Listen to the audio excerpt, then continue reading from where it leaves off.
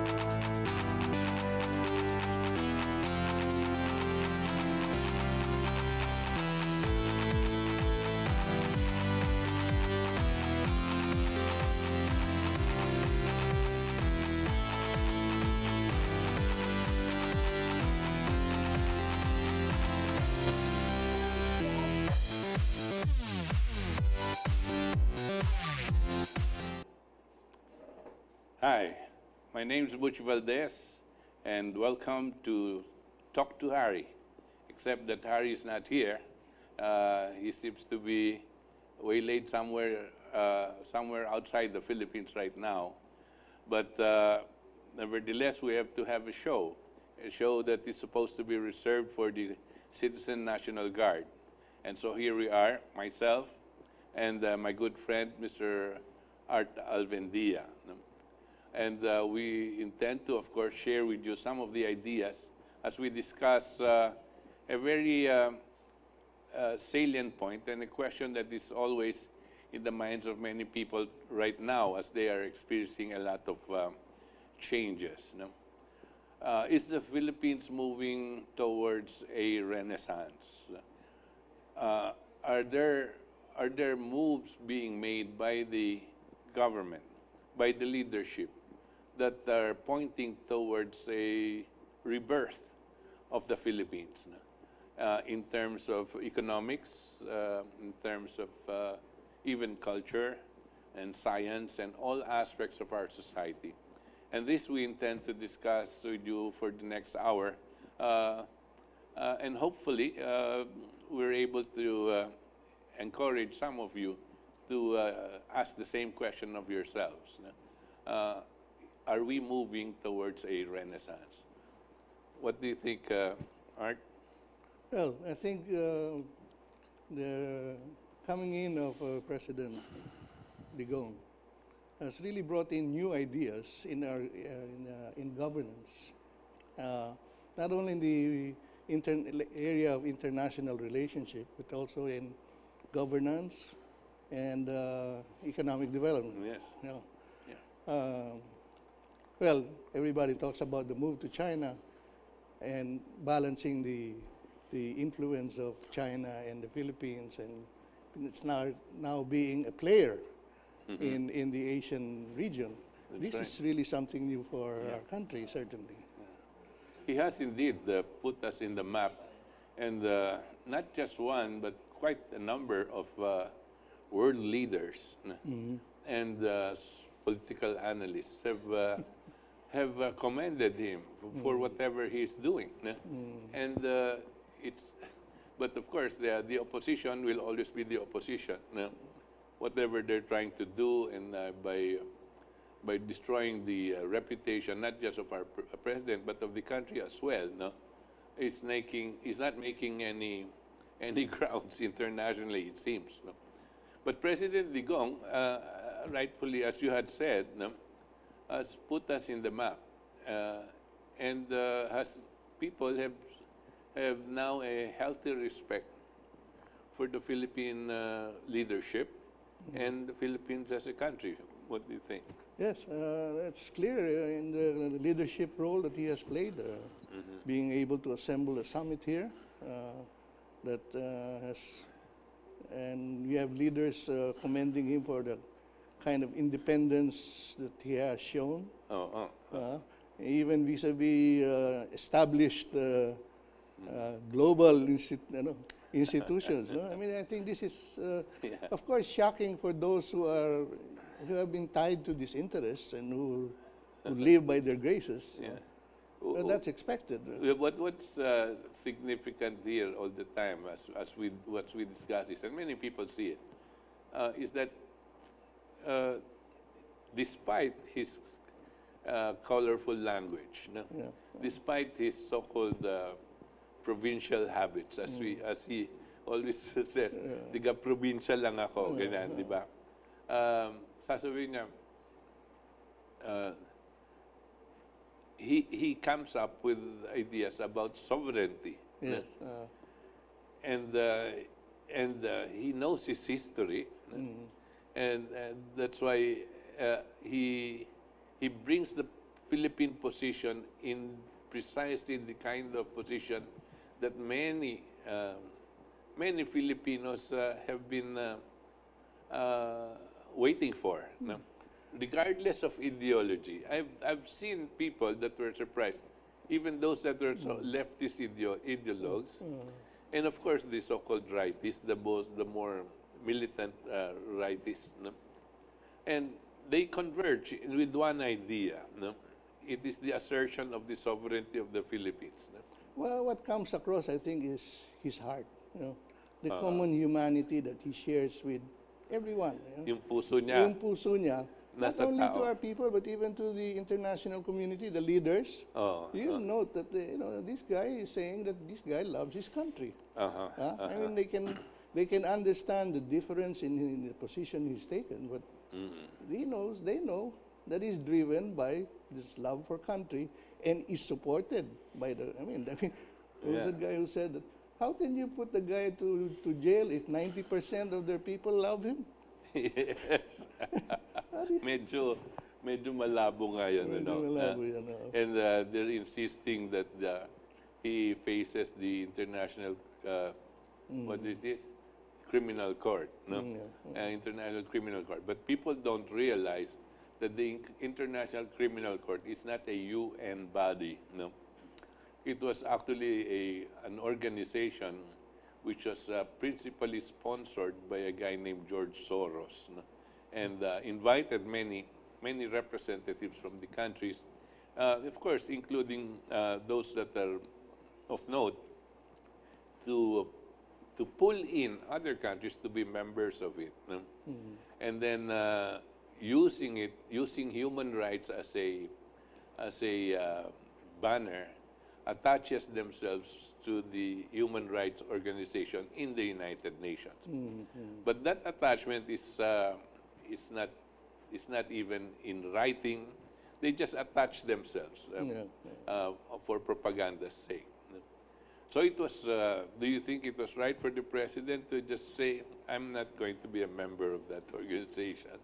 Well, I think he's calling a spade a spade. I mean, this is. I think the problem has been, people all over the world, including our country, they believe that, if an institution stands for, or they declare that, we're for human rights and that sort of thing.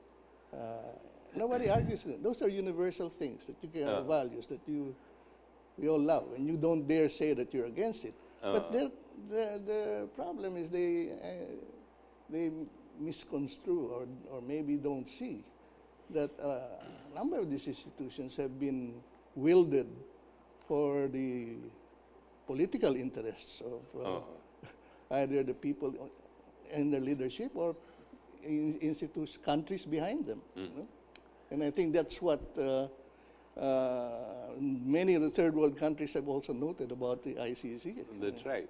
The ICC, if it was George Soros, as the documents at least that we have seen and read, that George Soros was behind the organization of ICC and sponsored it. No? There are other organizations that George Soros organized. One of them is a DRC net. No? I'm not too sure what the DRC net means, but it has to do with human rights. But what's funny is that when they had this recent conference, it was heard in in I think, Venice, Austria, where Senator Trillanes attended. And he did not he was not represented there as a senator from the Philippines, but as a member of DRCnet. No? DRCnet is apparently allied with the organization of George Soros, which advocates decriminalization of drugs. No? It advocates the legalization of drugs. So in effect, if you are moving towards and addressing the human rights issue and trying to stop the war on drugs, you are actually benefiting the drug lords, no? Whose business is into drugs. No? And it seems that that is what George Soros wants to tap as a as an area of making wealth. No? Alam mo, George Soros looks for the way how to make money on everything. No? And drugs is a commodity. The fact that it is not legalized in most of the world, no? It is to him an impairment of the capacity for people to generate wealth. No? And that he advocates the legalization of drugs openly. No? So these people that are party and being funded by such organizations are themselves, in effect, advocating the legalization of drugs. And of course, it's not. It's also not far-fetched that even the drug lords would want to see that happen. Of course. Remember what happened to the mafia? I mean, at some point in time, they said, well, we've got all the wealth, so now let us legitimize ourselves. That's right. Exactly. That's what's happening. And people are asking whether there is a connection between the human rights move and the drug lords. No? I believe there is. Yeah. There may not have any physical evidences that will show this connection. No. That's right. But when you see that the interests are the same, it is not too difficult to imagine that somewhere along the line, they might be conspiring with each other. No? Yeah, and I think this brings us, I think, to one important point about institutional systems. I think, it's not a matter of just standing up for your values and for you as leaders talking about human rights and all that. We should all actually look at the effect of what they're doing. At the end of the day, one must ask the question, whom does he serve? That's right. Whom does the institution serve? Whom did that leader, that spokesman really reserve by his utterances? I mean, this is the, to me, this is really the problem of dealing with institutions. I mean, we lose perspective of the truth that must be pursued consistently in accordance with its charter and also in the behavior and results of their activities. I'm glad you pointed that out, because that is based on our theme today, towards a Philippine Renaissance. How do you start a Renaissance, and where do you base it on? Do you base it on lies? Do you base it on proliferation of drugs? Do you base it on corruption, or all of these things that are going on? No. You first have to go and make an eradication of this. No? If possible, decapitate them. All the heads of these different institutions that are creating these difficulties for our population must be at least figuratively decapitated. But let me go back to where you were starting to say, where does the Renaissance start? I think, of course, there are these good programs and these good policies that are being pursued, but I think it starts with the heart of the leader. Okay. That is hopefully translated into programs and policies that will unify the people.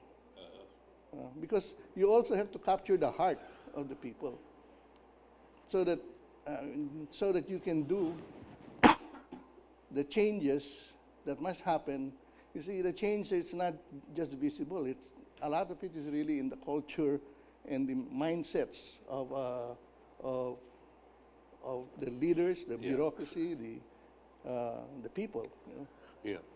Yeah. Well, you pointed out the heart of the leader. It is right now probably admitted by 80% or even 90% of the population that the heart of our leader right now is for the good of the population.